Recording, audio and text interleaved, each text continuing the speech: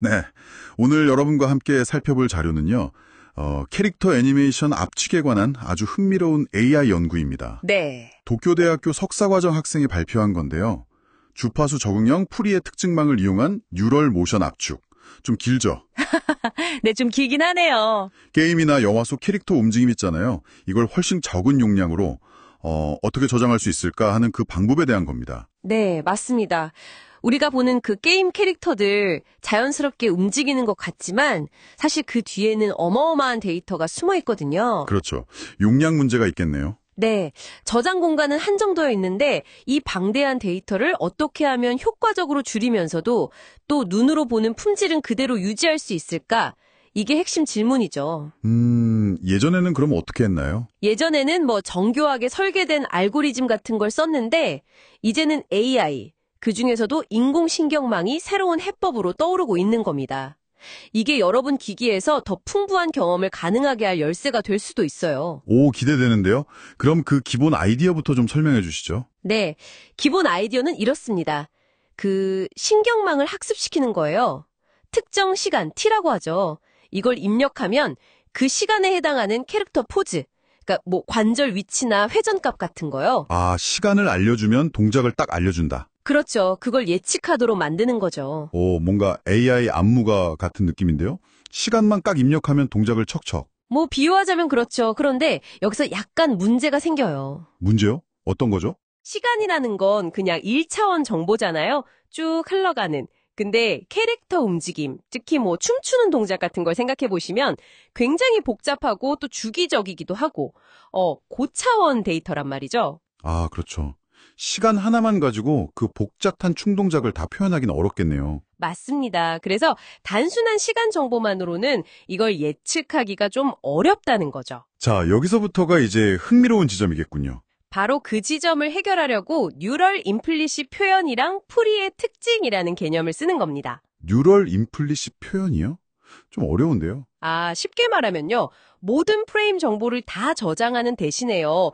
AI가 시간 t에 따라서 포즈를 이렇게 쭉 만들어내는 연속적인 함수, 그런 걸 학습한다고 보시면 돼요. 아하, 데이터를 저장하는 게 아니라 함수를 학습한다. 네, 그렇죠. 그리고 풀이의 특징은 이게 원래 이미지 처리 같은 데서 쓰던 건데요. 네, 들어본 것 같아요. 네. 복잡한 신호를 여러 가지 주파수를 가진 단순한 파동, 사인파, 코사인파 같은 걸로 분해하는 원리예요. 여기서는 시간 t라는 단순한 입력을 다양한 주파수 성분으로 변환해서 그걸 신경망에 넣어주는 거죠. 아, 그러니까 단순한 시간 정보를 좀 더 풍부하게 만들어서 신경망해 준다. 맞아요. 신경망이 움직임의 그 복잡한 패턴을 더 잘 파악하도록 도와주는 셈이에요. 보통은 MLP라는 기본적인 신경망 구조를 많이 쓰고요. 그런데 기존 방식은 이 주파수를 그냥 무작위로 썼다고요? 네, 그런 경우가 많았어요. 그런데 이 연구의 핵심은 그게 아니라 적응형 방식이라는 거예요. 적응형이요?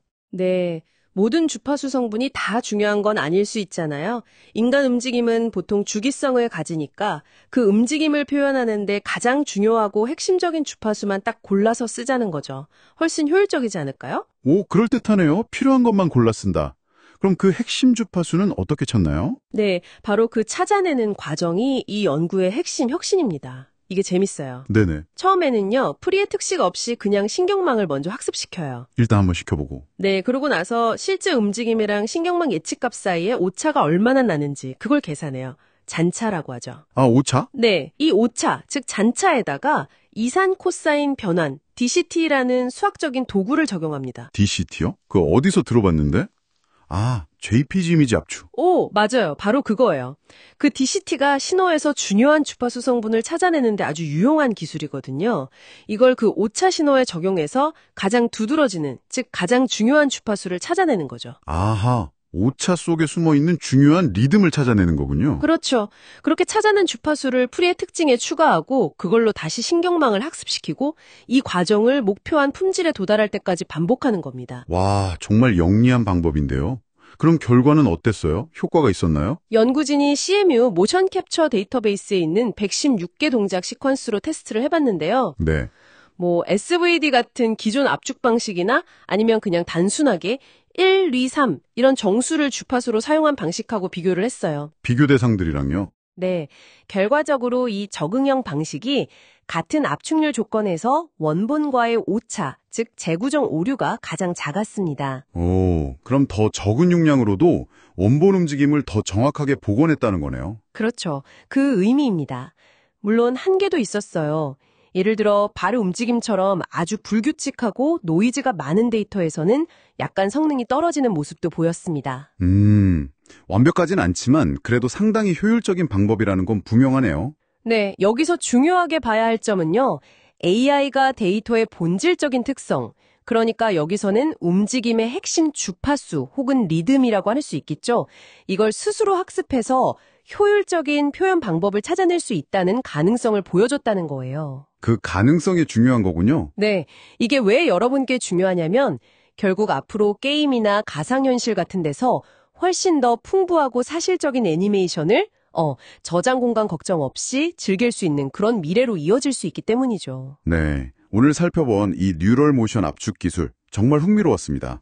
복잡한 캐릭터 움직임을 그냥 데이터 덩어리로 보는 게 아니라 시간이란 정보랑 그 움직임이 가진 고유의 리듬을 AI가 학습해서 효율적으로 압축하는 방식이었잖아요. 맞습니다. 결국 더 적은 데이터로 더 높은 품질의 애니메이션을 구현할 수 있다는 건 우리가 앞으로 경험하게 될 가상세계가 더욱 풍성해질 수 있다는 그런 신호겠죠. 여기서 한 걸음만 더 나아가서 이런 질문을 던져볼 수도 있을 것 같아요. 이 연구에서도 사실 형우 과제로 언급된 내용인데요. 네, 어떤 거죠? AI가 단순히 개별 동작 하나하나를 압축하는 걸 넘어서서 예를 들면 걷기, 달리기 이런 것처럼 여러 애니메이션에 공통적으로 나타나는 어떤 움직임 스타일 그 자체를 학습하고 이해할 수 있다면 어떨까요? 스타일 자체를요? 네. 단순히 데이터를 압축하는 차원을 넘어서 움직임의 어떤 본질에 대한 더 깊은 이해를 바탕으로 훨씬 더 강력한 압축이나 심지어는 새로운 움직임을 생성하는 것까지 가능해질지도 모릅니다. 와, 그건 정말 대단한 발전이겠는데요. 그렇죠. AI가 세상을 어떻게 인식하고 표현하는지에 대해서 계속해서 좀 흥미로운 질문을 던지게 만드는 그런 지점인 것 같습니다. 여러분도 한번 생각해 보시면 재미있을 것 같아요.